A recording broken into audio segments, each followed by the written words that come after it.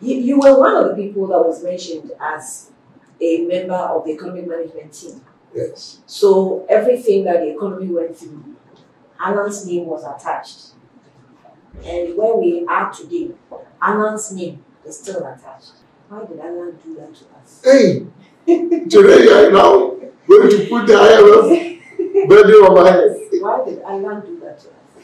No, but let me explain this to you. That where we got to in this country, particularly with our debt levels and the level of international reserves at the central bank, we had no choice but to go to the IMF for support. You know, when we finally went to IMF and they agreed on a package of support for us, part of the conditions was for us to reduce our debt to GDP ratio from 105% to 55%. From 105% to 55%. Because the condition that they impose on you to enable you benefit from a bailout is for you to bring your debt to sustainable levels. So it is very obvious then that we had overextended ourselves as a country. Why did they wait that long? Because at the time we were preaching e-levy. Yes. It took just months for us to now come and announce that Yes. we're going to the IMF. Yes. No, I think, yes, I was part of the economic management team. And for reasons of confidentiality, I cannot disclose,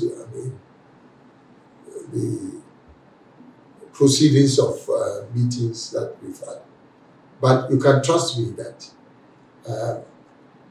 what I had been preaching about industrialization, about production, about supporting the private sector, if we had prioritized the kind of things that I'm talking about now in my GTP, then it would have provided the basis for developing a more resilient economy.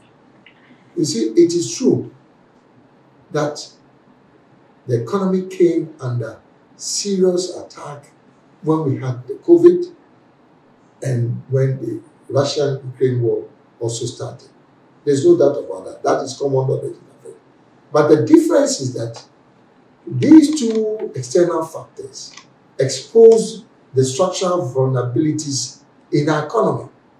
The mature economies that suffered the impact of the same external shocks were able to, I would say, deal with the shocks much better because they had more resilient economies.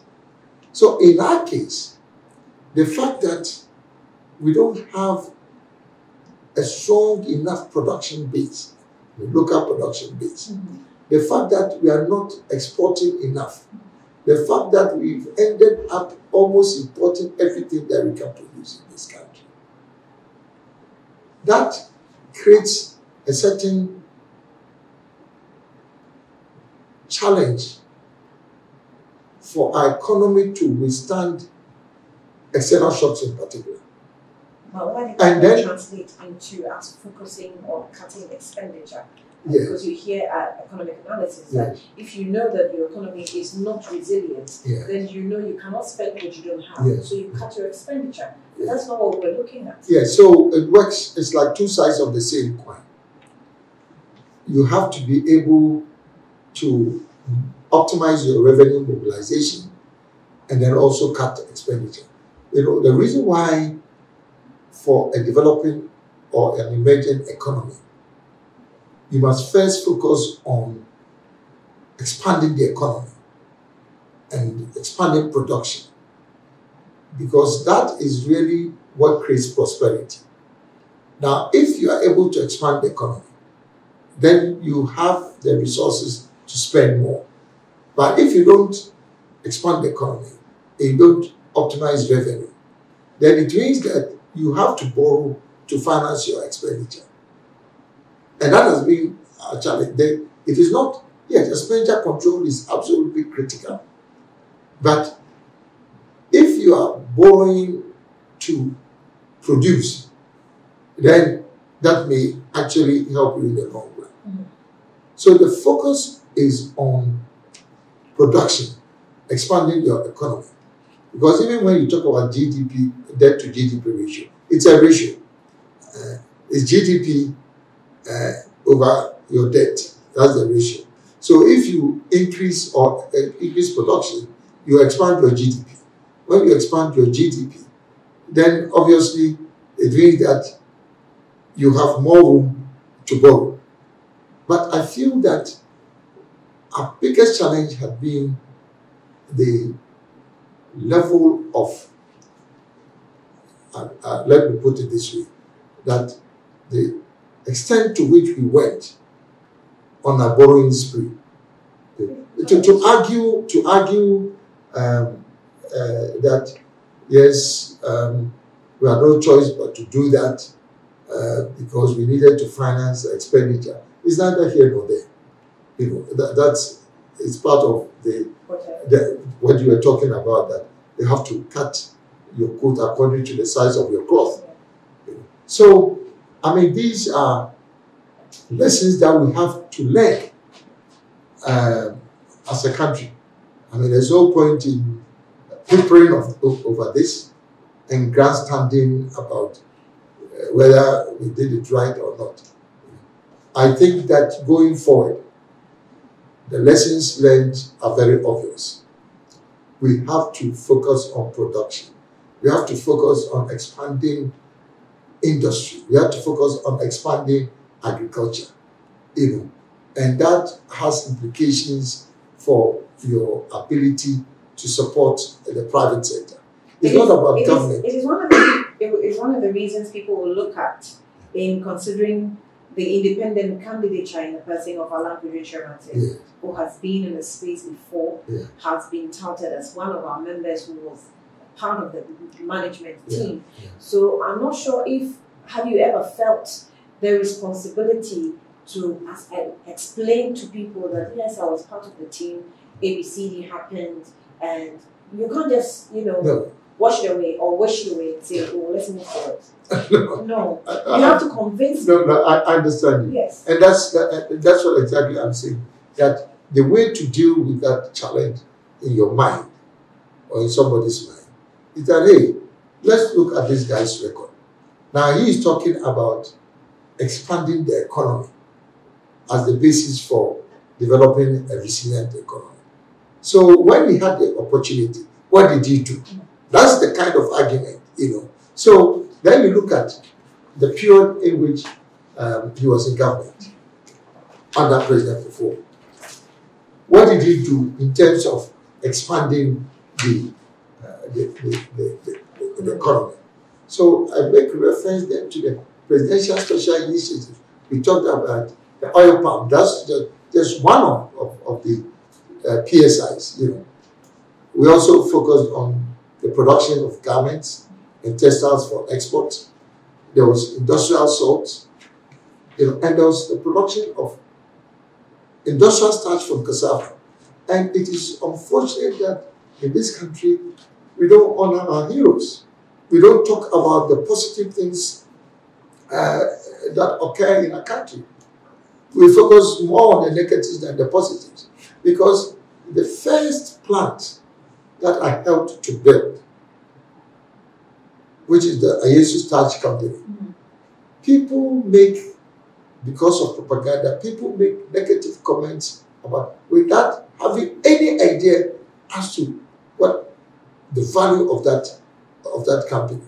Because that was the first time that we were trying to add value to cassava, to bring and transition cassava from a food crop to a cash crop. That was the first time? Yes, I mean... We didn't have anything of that nature during Nkrumah's time? No, not with cassava. Not with cassava? Yeah, cassava has always been they call it the 4 months crop.